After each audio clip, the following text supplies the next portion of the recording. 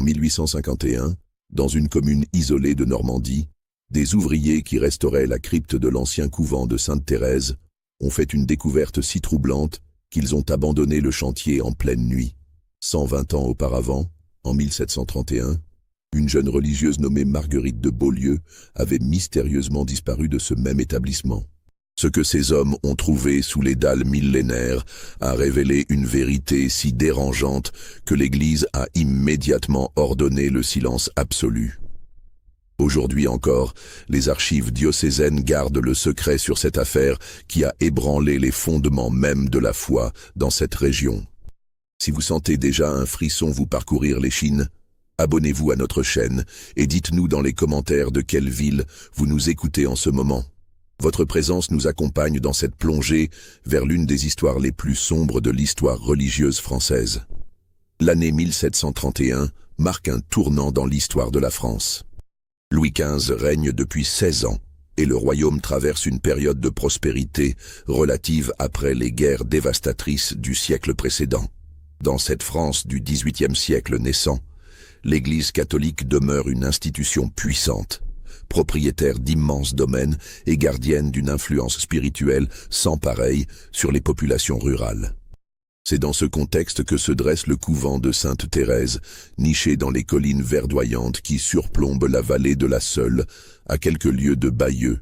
Cette abbaye bénédictine, fondée en 1247 par dame Isabelle de Crépon, veuve d'un baron local mort en croisade, accueille depuis près de 5 siècles une communauté de religieuses issues principalement de la noblesse normande et de la riche bourgeoisie parisienne. L'architecture du couvent témoigne de cette longue histoire. Les bâtiments s'organisent autour d'un cloître central aux colonnes de calcaire blanc, où résonne perpétuellement le murmure des fontaines et le bruissement des feuilles de tilleul séculaire. La chapelle, joyau de l'art gothique normand, élève ses voûtes vers le ciel à travers des vitraux qui transforment la lumière en kaléidoscope de couleurs sacrées. Mais c'est la crypte, vestige de l'édifice roman primitif, qui constitue le cœur spirituel de l'établissement. Cette crypte, taillée dans le roc calcaire, abrite les tombeaux des fondatrices et des bienfaitrices du couvent. L'air y est perpétuellement frais, chargé de l'odeur âcre de la pierre humide et des cierges qui brûlent jour et nuit devant les sépultures. Les religieuses s'y rendent quotidiennement pour leur dévotion personnelle, dans un silence que ne trouble que l'écho de leurs pas sur les dalles usées par 5 siècles de prière. En cette fin d'année 1731, 42 religieuses vivent entre ces murs sous l'autorité de mère Agnès de Montclerc, une femme de 58 ans qui dirige la communauté depuis 15 années. Femme de caractère, issue d'une famille de parlementaires rouennais, elle a su maintenir la discipline tout en préservant la réputation d'excellence spirituelle et intellectuelle de son établissement. Les journées au couvent s'écoulent selon un rythme immuable, scandé par les 7 offices quotidiens. Matine à 4 heures du matin, laude au lever du soleil. Prime, tierce, sexte, nonne, vêpres au coucher du soleil et complis avant le repos nocturne. Entre ces temps de prière commune, les religieuses se consacrent aux travaux manuels, à l'étude des Écritures, à la copie de manuscrits et à l'éducation des jeunes pensionnaires dont les familles payent grassement l'instruction. Cette vie régulière, cette apparente sérénité, cette dévotion exemplaire, tout cela allait basculer en quelques heures par une nuit glaciale de décembre 1731. Quand les secrets les plus noirs de cette institution sainte allaient enfin remonter à la surface. L'hiver 1731 fut d'une rigueur exceptionnelle. Dès le mois de novembre, des gelées précoces avaient saisi la Normandie, figeant les rivières et recouvrant les prairies d'un linceul de givre qui ne fondait plus même aux heures les plus chaudes du jour. Dans le couvent de Sainte-Thérèse, les religieuses avaient organisé leur vie autour de cette bataille constante contre le froid.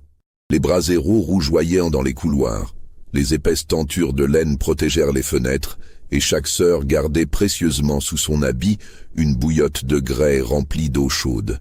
C'est dans cette atmosphère de froid mordant que vivait sœur Marguerite de Beaulieu, une jeune femme de 23 ans qui avait prononcé ses vœux définitifs 3 ans auparavant. Marguerite incarnait tout ce que l'aristocratie française pouvait produire de plus raffiné.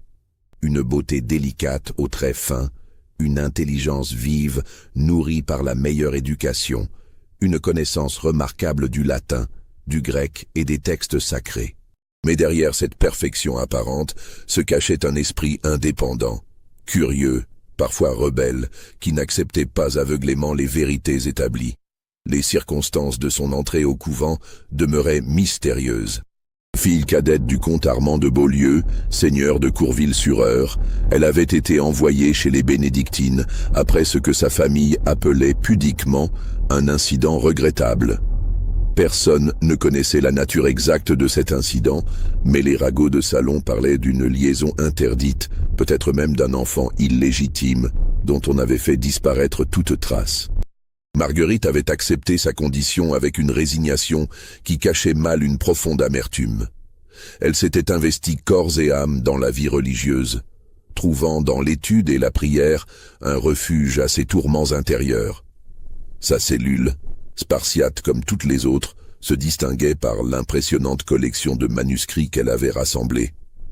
Commentaires patristiques, traités de théologie, chroniques historiques, et même quelques ouvrages profanes qu'elle cachait soigneusement sous sa paillasse.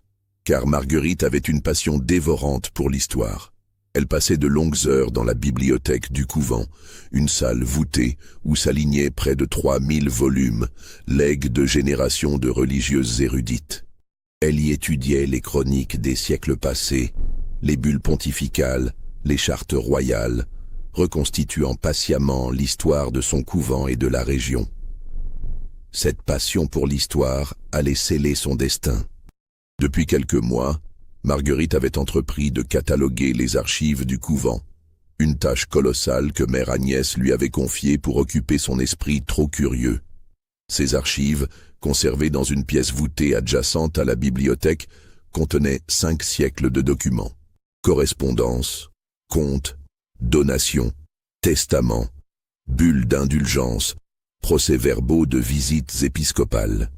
C'est en classant ces papiers jaunis que Marguerite commença à découvrir des incohérences troublantes. Certaines donations importantes mentionnées dans les chroniques ne se retrouvaient pas dans les comptes. Des sommes considérables semblaient avoir disparu sans explication. Des biens fonciers légués au couvent n'apparaissaient plus dans les inventaires récents. Mais ce qui l'intrigua le plus, ce fut la découverte d'une correspondance secrète entre mère Agnès et un certain Monsieur de Villeroy, mystérieux personnage qui semblait parfaitement informé des affaires internes du couvent. Ces lettres, cachées dans un double fond d'un coffre de chêne, révélaient des détails troublants sur la vie privée des pensionnaires, sur les secrets de leur famille, sur leur fortune et leurs alliances. Les semaines précédant sa disparition, Marguerite avait modifié son comportement. Ses consoeurs remarquèrent qu'elle semblait préoccupée, nerveuse, qu'elle sursautait au moindre bruit.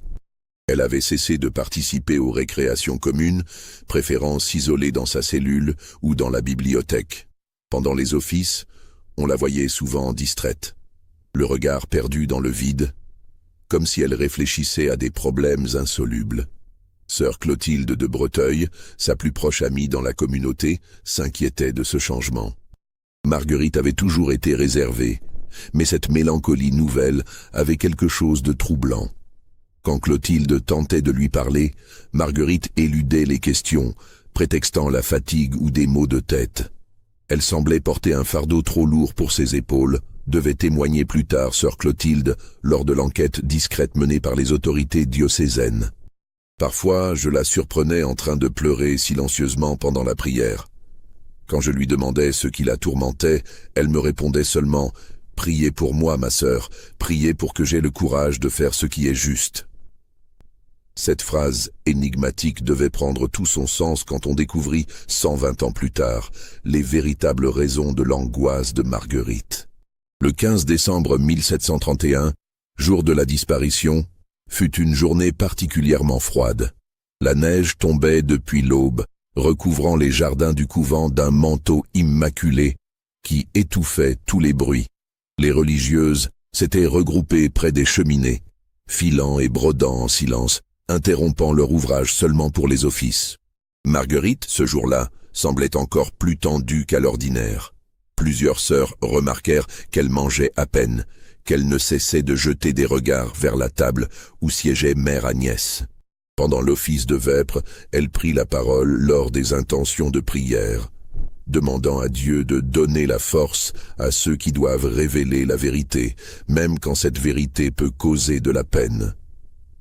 Cette prière étrange fit froncer les sourcils de mère Agnès, qui lança un regard interrogateur à Marguerite. Mais celle-ci baissa la tête et ne dit plus rien jusqu'à la fin de l'office. Après le souper, pris comme toujours en silence pendant qu'une religieuse lisait des passages de la vie des saints, Marguerite se dirigea vers la crypte pour ses dévotions personnelles. C'était une habitude qu'elle avait prise depuis son arrivée au couvent. Chaque soir, elle descendait dans la crypte pour prier seule devant le tombeau de Sainte Thérèse, dans le silence et le recueillement. Cette soirée du 15 décembre 1731 devait être la dernière fois qu'on la voyait vivante. Quand les cloches sonnèrent accomplies, le dernier office de la journée, Marguerite n'était pas revenue de la crypte. Sœur Clotilde, inquiète, descendit la chercher. Elle trouva la crypte vide, éclairée seulement par les cierges qui brûlaient devant les tombeaux. Le prie-Dieu, où Marguerite avait l'habitude de s'agenouiller, était vide. Son livre de prière personnelle, un petit volume relié de cuir rouge qu'elle ne quittait jamais, était posé ouvert sur la dalle, à la page du psaume 51. « Ayez pitié de moi, ô Dieu, selon votre grande miséricorde. » L'alerte fut donnée immédiatement. Mère Agnès organisa des recherches dans tout le couvent. On fouilla chaque recoin, chaque cellule, chaque corridor. Les domestiques explorèrent les caves, les greniers, les dépendances. Rien. Marguerite avait disparu comme si la terre l'avait engloutie. L'enquête menée par les autorités diocésaines fut minutieuse. Monseigneur Charles-François de Mornay, évêque de Bayeux, dépêcha sur place son vicaire général, l'abbé Julien de Bréauté, homme d'expérience rompu aux affaires délicates. Chaque religieuse fut interrogée individuellement, sous le sceau du secret de la confession. Chaque domestique, chaque fournisseur, chaque paysan des environs fut questionné. Les témoignages concordaient. Personne n'avait vu Marguerite quitter le couvent. Les portiers juraient que toutes les issues étaient verrouillées selon la règle.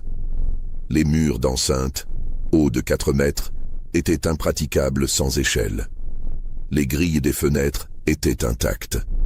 Le mystère semblait total. Mais l'abbé de Bréauté, homme d'une intelligence remarquable, nota plusieurs détails troublants. D'abord, l'attitude de mère Agnès pendant les interrogatoires. La supérieure, d'ordinaire si maîtresse d'elle-même, semblait nerveuse, évasive. Elle affirmait ne rien savoir des préoccupations de Marguerite, mais ses réponses manquaient de spontanéité. Ensuite, il y avait cette histoire de correspondance secrète. Plusieurs religieuses avaient mentionné que Marguerite travaillait depuis des mois sur les archives. Quand l'abbé demanda à examiner ces documents, mère Agnès prétendit que tout était parfaitement en ordre, mais elle refusa catégoriquement qu'un étranger fouille dans les papiers du couvent. Enfin, il y avait la famille de Marguerite. Le comte de Beaulieu, prévenu de la disparition de sa fille, se contenta d'une réponse laconique. Elle a fait son choix, que la volonté de Dieu soit faite. Cette indifférence glaciale étonna l'abbé qui s'attendait à voir un père éploré exiger des explications. L'hiver 1731-1732 fut marqué par une série d'événements étranges au couvent de Sainte-Thérèse. Les religieuses rapportèrent des bruits inexpliqués pendant la nuit, des gémissements sourds qui semblaient monter des profondeurs de la terre, des pas dans les couloirs alors que toutes les sœurs étaient dans leurs cellules, des portes qui se fermaient sans raison apparente. Mère Agnès attribua ces phénomènes à l'émotion causée par la disparition de Marguerite. Elle multiplia les prières, les jeûnes, les exercices spirituels pour apaiser les esprits troublés. Mais les incidents se multiplièrent. Un matin, on découvrit que la bibliothèque avait été mise sens dessus dessous. Des livres étaient éparpillés sur le sol, des manuscrits déchirés, des encriers renversés. Mère Agnès accusa les novices d'avoir mal fermé la porte, permettant aux rats de causer ces dégâts. Mais plusieurs sœurs affirmèrent avoir entendu des voix dans la bibliothèque au milieu de la nuit. Quelques jours plus tard, ce fut la sacristie qui fut trouvée en désordre. Les vases sacrés avaient été déplacés, les ornements froissés, les cierges éteints. Cette fois, Mère Agnès ordonna des rondes nocturnes pour surveiller les bâtiments. Mais le plus troublant était l'attitude de certaines religieuses. Sœur Clotilde, l'amie de Marguerite, était devenue taciturne, presque hostile. Elle évitait le regard de Mère Agnès et se montrait réticente à participer aux offices. Quand on lui demandait ce qui la préoccupait, elle répondait seulement « Marguerite n'est pas partie. Elle est toujours parmi nous. Elle attend. » Cette phrase énigmatique troublait profondément la communauté. Que voulait dire Clotilde? Avait-elle des informations sur la disparition de son amie? Ou son esprit avait-il basculé dans la folie mystique? Au printemps 1732, les incidents cessèrent aussi brutalement qu'ils avaient de commencer. Le couvent retrouva sa sérénité apparente. On ne parla plus de Marguerite que pour prier pour le repos de son âme. Officiellement, elle était partie rejoindre un ordre contemplatif dans une région éloignée. Cette version, encouragée par la hiérarchie, finit par être acceptée par tous. Seule sœur Clotilde refusait d'oublier. Jusqu'à sa mort en 1769, elle continua à affirmer que Marguerite était toujours au couvent, quelque part dans les profondeurs de la terre, attendant que justice soit rendue. Si cette histoire vous glace déjà le sang, imaginez ce qu'ont ressenti les ouvriers qui, 120 ans plus tard, allèrent découvrir que Clotilde avait peut-être raison.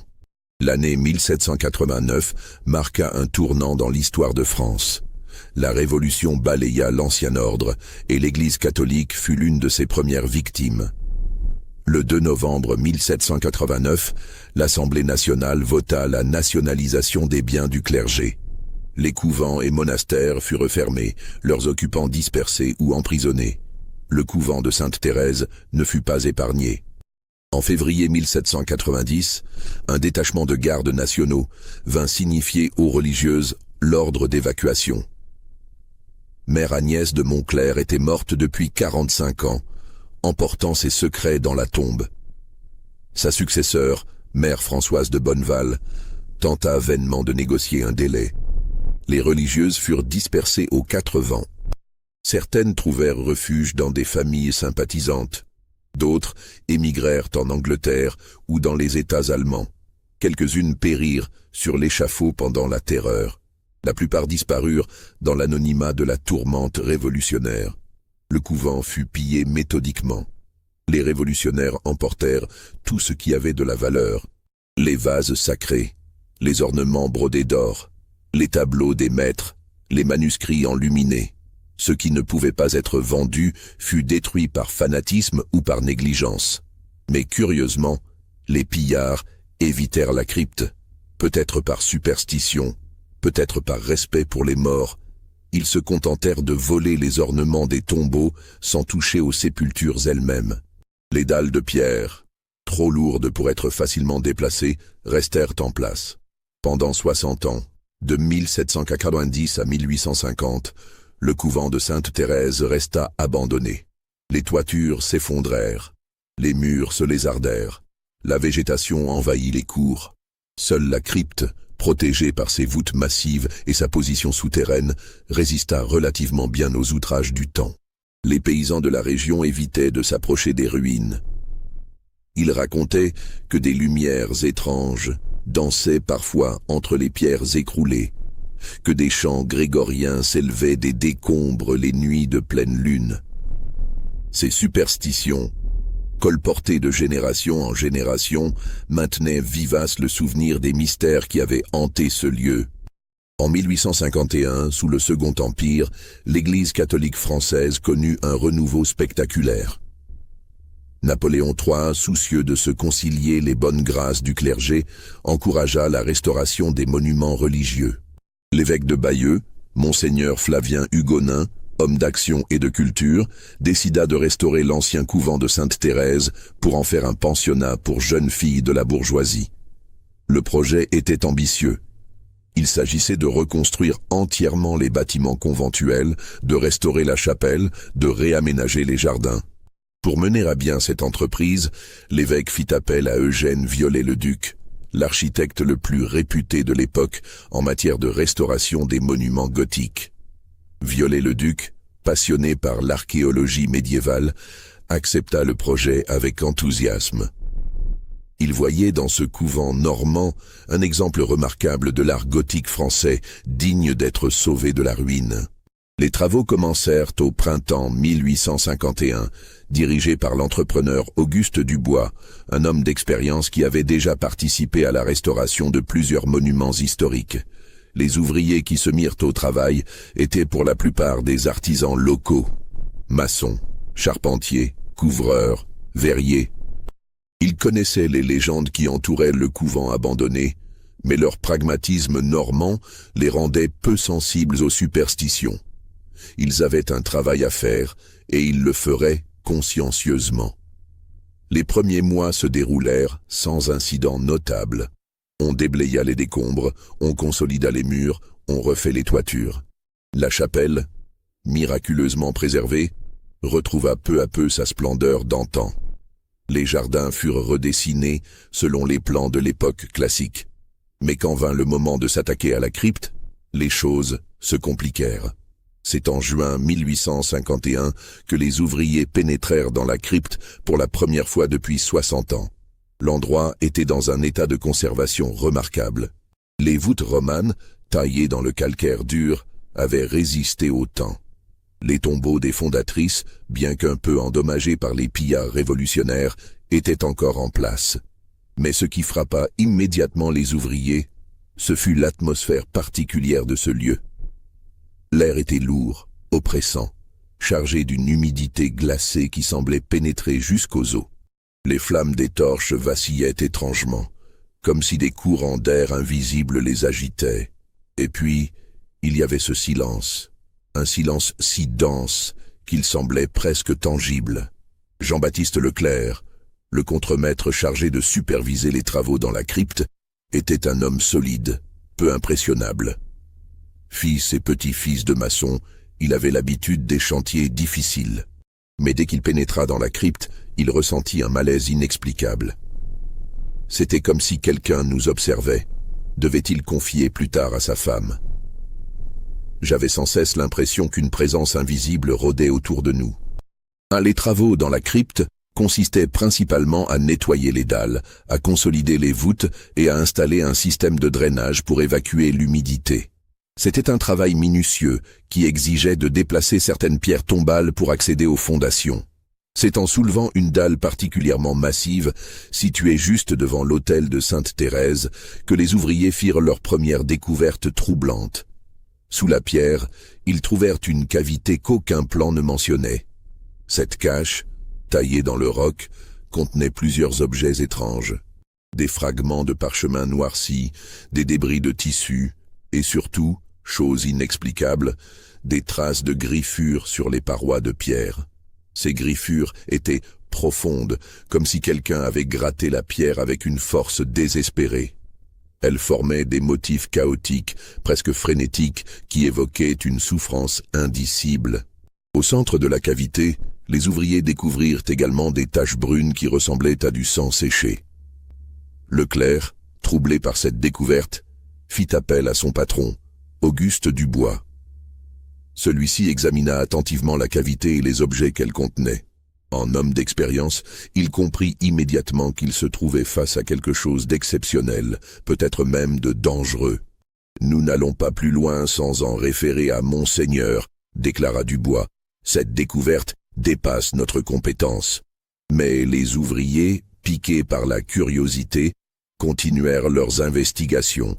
En explorant plus minutieusement la cavité, ils découvrirent qu'elle communiquait avec un réseau de galeries souterraines, creusées dans le calcaire. Ces galeries, probablement très anciennes, serpentaient sous les fondations du couvent.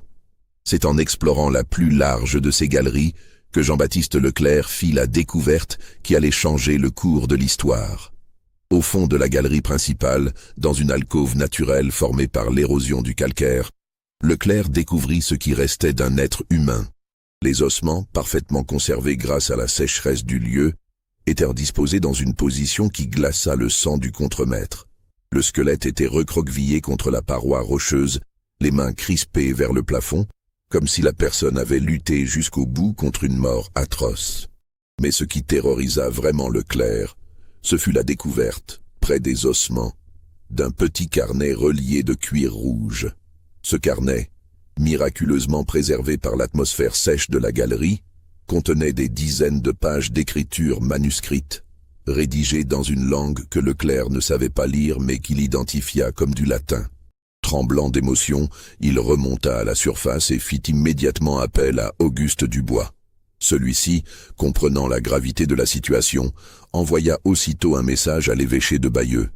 Dans les heures qui suivirent, monseigneur Hugonin en personne se rendit sur le chantier, accompagné de son secrétaire, l'abbé Prosper Guéranger, homme d'une érudition remarquable. L'examen du carnet par l'abbé Guéranger révéla une vérité si troublante qu'elle remit en question tout ce que l'on croyait savoir sur la disparition de sœur Marguerite de Beaulieu. Le carnet était un journal intime, rédigé en latin par Marguerite elle-même. Les premières pages, datées de l'automne 1731, décrivaient ses recherches dans les archives du couvent.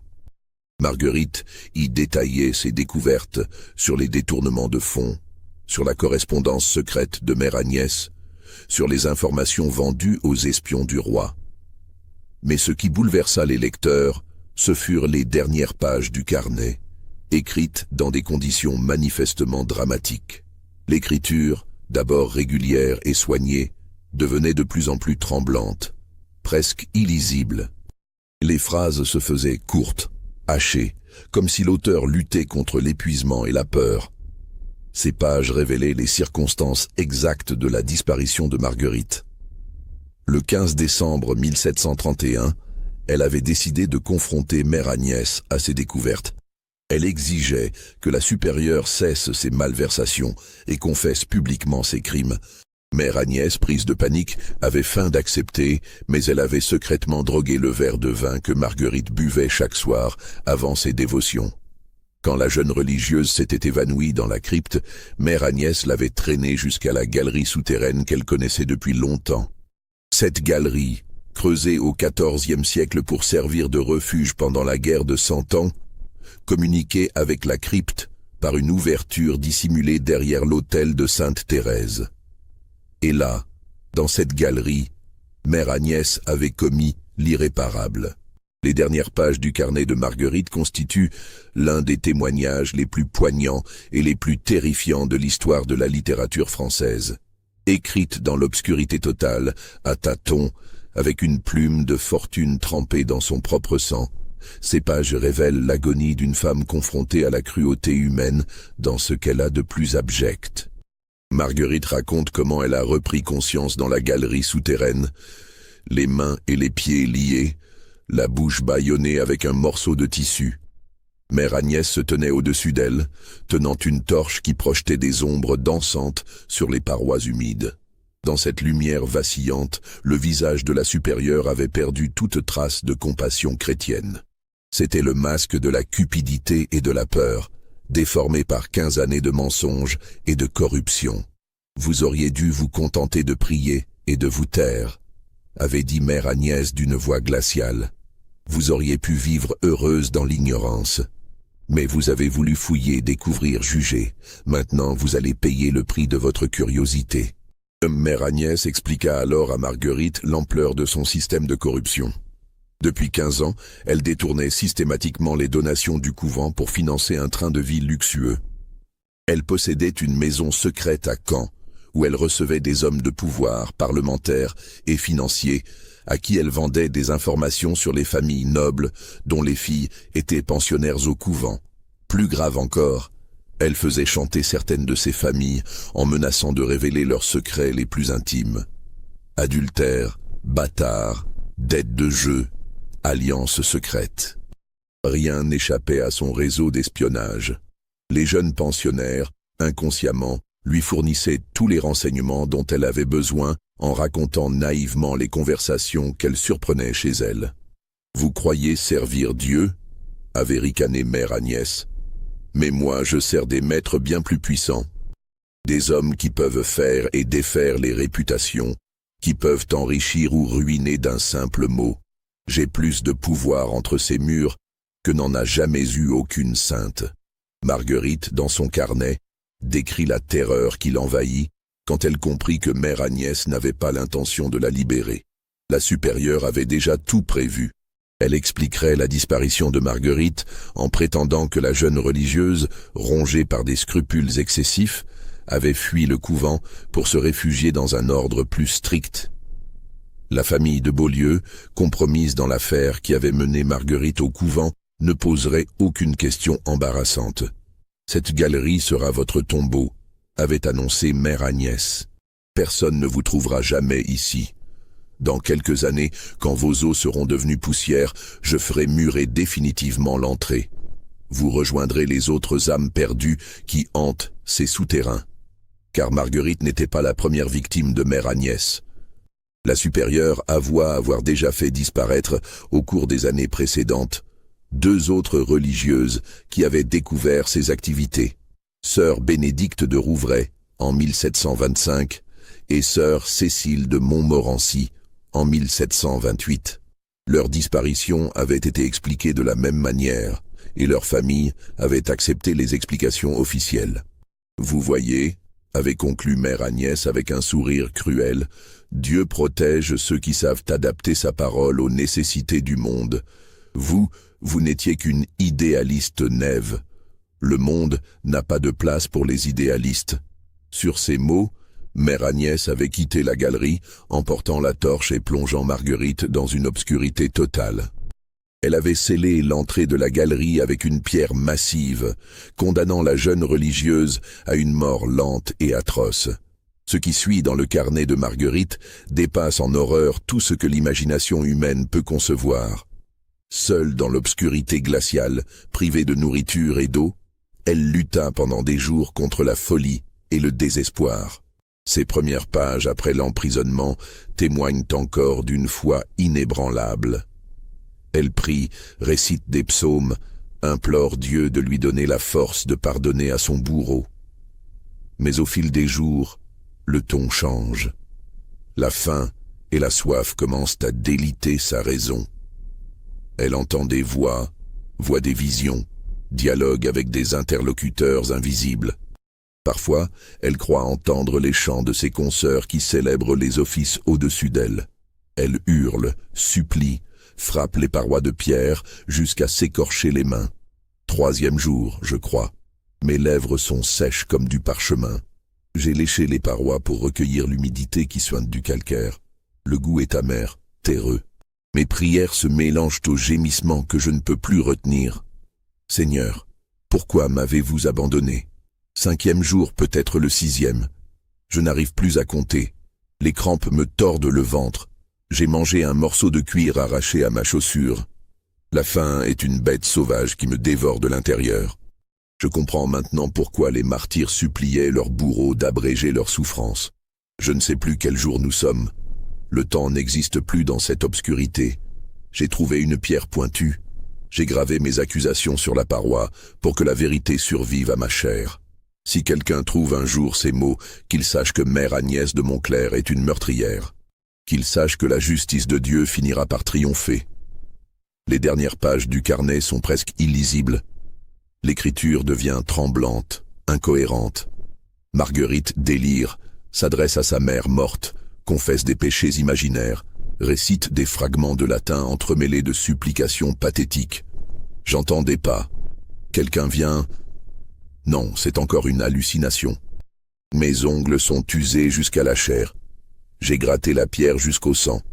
Mes doigts ne sont plus que plaies et os.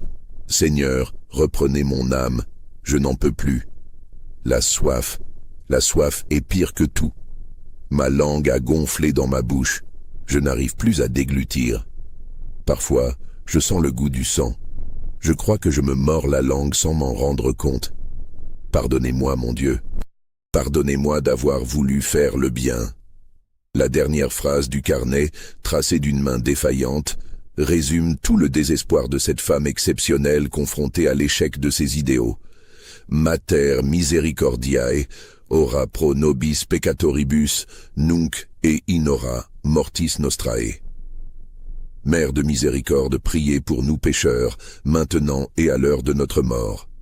Si ces révélations vous glacent d'horreur, dites-nous dans les commentaires ce que vous pensez de la cruauté humaine quand elle se dissimule derrière la religion. Votre engagement nous encourage à continuer à déterrer ces histoires que l'histoire officielle a voulu ensevelir. La lecture du carnet de Marguerite bouleversa profondément Monseigneur Hugonin et l'abbé Guéranger.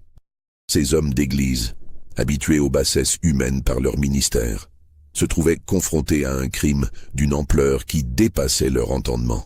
Comment une femme consacrée à Dieu avait-elle pu commettre de tels actes? Comment l'institution qu'ils servaient avait-elle pu abriter un tel monstre? Mais au-delà de l'émotion, il y avait une question pratique redoutable. Que faire de cette découverte?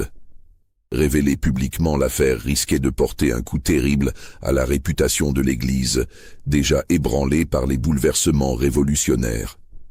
En pleine campagne de restauration du catholicisme français, un tel scandale pourrait compromettre des années d'efforts. Monseigneur Hugonin décida de mener une enquête discrète pour vérifier l'authenticité des accusations portées par Marguerite. Il chargea l'abbé Guéranger de consulter les archives diocésaines pour retrouver la trace des deux autres religieuses mentionnées dans le carnet, sœur Bénédicte de Rouvray et sœur Cécile de Montmorency. Les recherches de l'abbé confirmèrent les affirmations de Marguerite. Les deux religieuses avaient effectivement disparu dans les circonstances décrites, et leur famille avait accepté sans broncher les explications officielles. Plus troublant encore, l'abbé découvrit dans les comptes du couvent des irrégularités flagrantes pendant la période où Mère Agnès dirigeait l'établissement. Des donations importantes n'apparaissaient pas dans les livres de comptes. Des propriétés léguées au couvent avaient été mystérieusement vendues à des prix dérisoires à des acquéreurs dont les noms revenaient dans la correspondance secrète découverte par Marguerite. Tout concordait. Mère Agnès de Montclerc avait effectivement dirigé pendant 15 ans un système de corruption d'une ampleur considérable. Mais il y avait plus grave. En fouillant dans les archives notariales de Caen, l'abbé Guéranger découvrit que Mère Agnès possédait effectivement une maison dans cette ville, achetée sous un faux nom en 1720. Cette maison, située dans un quartier discret, avait été le théâtre de réunions secrètes où se retrouvaient des personnalités influentes de la région. L'abbé identifia plusieurs de ces personnalités grâce au registre de l'époque. Il y avait là des parlementaires, des financiers, des courtisans, tous liés d'une manière ou d'une autre aux familles dont les filles étaient les pensionnaires au couvent. Le réseau d'espionnage et de chantage mis en place par Mère Agnès était d'une sophistication remarquable. Ces découvertes posaient un problème moral et politique considérable. Révéler l'affaire signifiait compromettre des familles entières, dont certaines occupaient encore des positions importantes sous le Second Empire. Les répercussions politiques pouvaient être considérables. Après 3 mois d'enquête secrète, Monseigneur Hugonin prit une décision qui allait sceller le destin de cette affaire pour plus d'un siècle. Le 15 septembre 1851, il convoqua dans son bureau tous ceux qui avaient eu connaissance de la découverte. Auguste Dubois, Jean-Baptiste Leclerc, l'abbé Guéranger et Viollet-le-Duc. « Messieurs, déclara l'évêque d'une voix grave, nous nous trouvons face à un dilemme terrible. La vérité que nous avons découverte est accablante, mais la révéler publiquement causerait plus de mal que de bien. L'Église traverse une période difficile.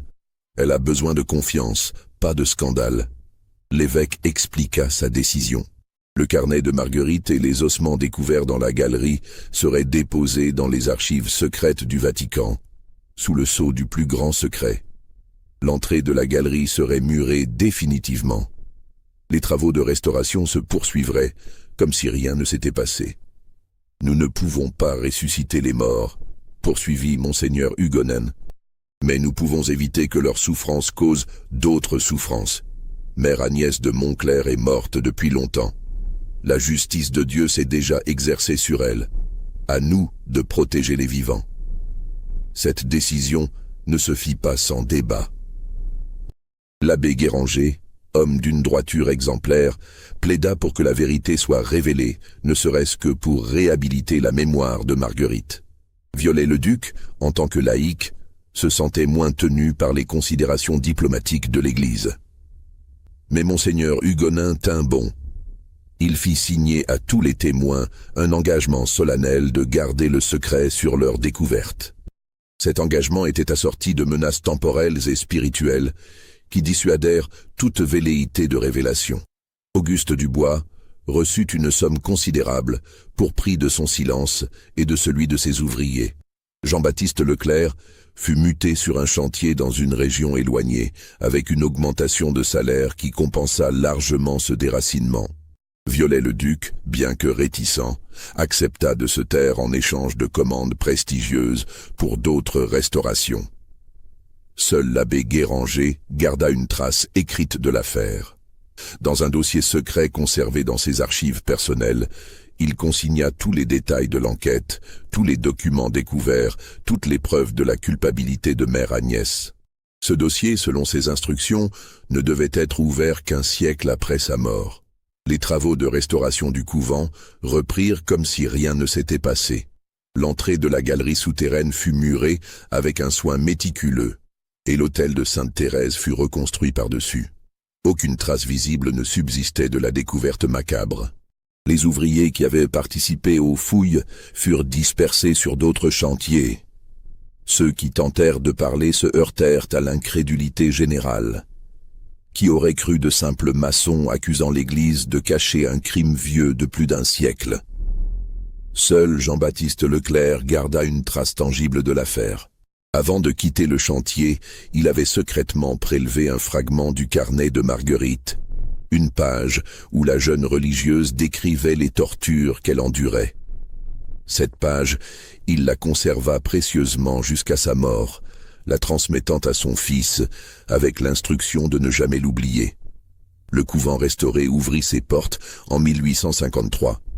Transformé en pensionnat pour jeunes filles de la bourgeoisie, il accueillit pendant près de 50 ans les filles des meilleures familles de Normandie. Ironie du sort, c'est exactement le type d'établissement que Mère Agnès de Montclerc avait rêvé de diriger.